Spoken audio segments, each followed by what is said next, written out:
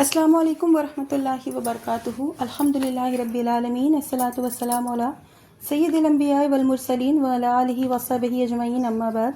اعوذ باللہ من الشیطان الرجیم، بسم اللہ الرحمن الرحیم۔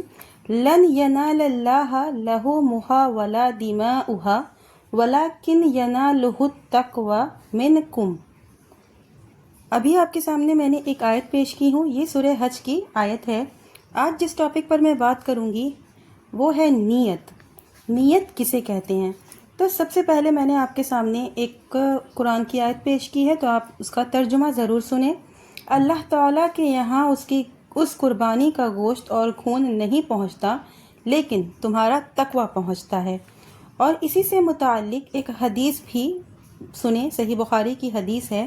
علقمہ بن وقاص لیثی کہتے ہیں کہ میں نے عمر بن خطاب رضی اللہ عنہ سے ممبر پر کہتے ہوئے سنا، انہوں نے کہا کہ میں نے رسول اللہ صلی اللہ علیہ وسلم سے سنا، آپ فرما رہے تھے کہ سارے عمل کی صحت کا دار و مدار نیتوں پر ہے۔ ہر آدمی کو وہی ملے گا جس کی وہ نیت کرے گا، لہٰذا جس کی ہجرت دنیا حاصل کرنے کے لیے ہوگی یا کسی عورت سے شادی کرنے کے لیے ہوگی تو اس کی ہجرت اسی کے لیے ہوگی جس کے لیے ہجرت کیا ہے۔ آپ کو قرآن پاک کی ایک آیت اور رسول اللہ صلی اللہ علیہ وسلم کی ایک صحیح ترین حدیث میں نے ابھی سنائی ہوں۔ آیت کریمہ میں جو بات کہی گئی ہے وہ بالکل واضح ہے۔ ہر سال عید الاضحیٰ کے موقع پر مسلمان قربانیاں کرتے ہیں۔ یہ قربانی اللہ کے نام پر کی جاتی ہے، لیکن قربانی کا گوشت پوست اللہ کے یہاں نہیں پہنچتا۔ ہم جانتے ہیں کہ جانور کا پورا جسم قربانی کرنے والے کے پاس رہتا ہے، پھر اللہ کے نام جانور ذبح کرنے سے اللہ کے یہاں کیا پہنچا؟ اگزامپل کو سمجھنے کی کوشش کریے گا۔ اللہ نے اسی کا جواب دیا ہے کہ تمہارا تقویٰ، قربانی کرنے میں اگر تمہاری نیت صالح تھی، اخلاص اور تقویٰ تھا، تو اس کا تمہاری نیت کے مطابق اجر ملے گا۔ اگر صاف گوشت کھانا یا ریاکاری اور مقابلہ آرائی تھی تو اسی کے مطابق اللہ کے یہاں حساب ہوگا۔ نیت پر ہمارے سارے اعمال کا دار و مدار ہے۔ جب نیت ہی پر دار و مدار ٹھہرا ہے تو نیک نیت سے مباح کاموں کے کرنے پر بھی ثواب ملتا ہے۔ اگزامپل کے طور پہ کوئی کھانا اس نیت سے کھائے کہ عبادت کی قوت حاصل ہو، یا بیوی سے جمع اس نیت سے کرے کہ نیک اولاد پیدا ہو اور حرام کاری سے بچے، تو اس پر بھی ثواب ہے۔ اسی لیے کہتے ہیں نیت المؤمن خیر من عملہ، یعنی مومن کی نیت اس کے عمل سے بہتر ہے۔ یہ حدیث جو میں نے آپ کو سنائی ہے اتنی اہم ہے کہ اس کو امام شافعی اور امام احمد بن حنبل رحمۃ اللہ علیہ نے ثلث اسلام قرار دیا ہے، یعنی یہ حدیث اسلام کے 1/3 مسائل کو سمیٹے ہوئے ہے۔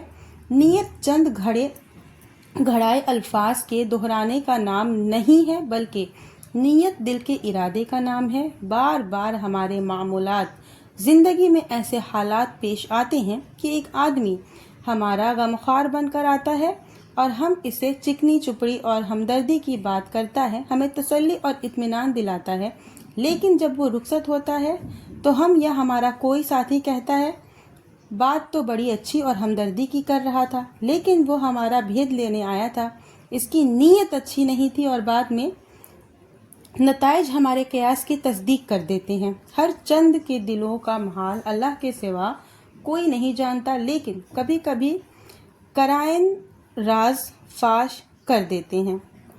دیکھیے یہاں دل اور زبان میں تضاد ہے، بات بڑی اچھی اور ہمدردی کی ہے لیکن نیت خراب ہے، اس لیے زبان سے الفاظ دہرانے کا اعتبار نہیں ہوگا، بلکہ دل کے ارادے اور نیت کا اعتبار ہوگا۔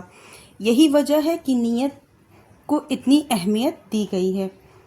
اسی لیے ثواب اور عذاب کا معیار اللہ کے یہاں ہماری نیت ہے۔ دیکھنے میں ہم کوئی بہت اچھا اور نیک کام کر رہے ہیں، لیکن نیت غلط اور فاسد ہے تو وہ عمل اللہ کے یہاں قابل مواخذہ ہو سکتا ہے، اور اگر ہم سے کوئی غلط کام ہو گیا یا زبان سے کوئی غلط جملہ نکل گیا لیکن نیت صالح تھی تو اللہ کے نزدیک قابل معافی ہے۔ تو آپ کو یہ چیز سمجھ میں آئی ہوگی کہ نیت جو ہے ہمارے لیے کتنی ضروری ہوتی ہے، اور اس کی اہمیت ہمارے لیے کیا ہے، قرآن اور حدیث دونوں ہی کی دلیل دے کر میں نے آپ کو نیت کے بارے میں چند باتیں آج سمجھائی ہوں۔ میں آپ کو کل یعنی کہ میری جو دوسری ویڈیو آئے گی اس میں بھی میں آپ کو نیت کے اوپر ہی چند باتیں بتاؤں گی، کچھ حدیثیں آپ کے سامنے پیش کروں گی کہ جب نیت صحیح ہوتی ہے اور عمل غلط ہوتا ہے تو اس کے کیا انجام ہوتے ہیں۔ ایک ہی حدیث میں ایک ہی ویڈیو میں پورا کروں گی اگر تو ویڈیو بہت لمبی ہو جائے گی، اس لیے میں 2-3 پارٹس میں نیت کے اوپر ویڈیو اپلوڈ کروں گی انشاءاللہ۔ آخر میں اللہ تعالیٰ سے دعا کرتی ہوں کہ یا اللہ تعالیٰ ہم تمام لوگوں کی نیت کو درست فرما، ہم تمام مومن مسلمانوں کو زیادہ سے زیادہ نیک عمل کرنے کی، نیت کو سمجھنے کی، اس پر عمل کرنے کی توفیق دے، کتاب و سنت پر چلنے کی توفیق دے۔ ہمارے جو بھی پیارے بھائی بہن جہاں بھی کہیں پریشان حال ہیں اللہ ان کی مدد فرما، جو بھی بیمار ہے اللہ ان کو شفائے کاملہ عاجلہ عطا کرے، آمین۔ وآخر دعوانا ان الحمد للہ رب العالمین۔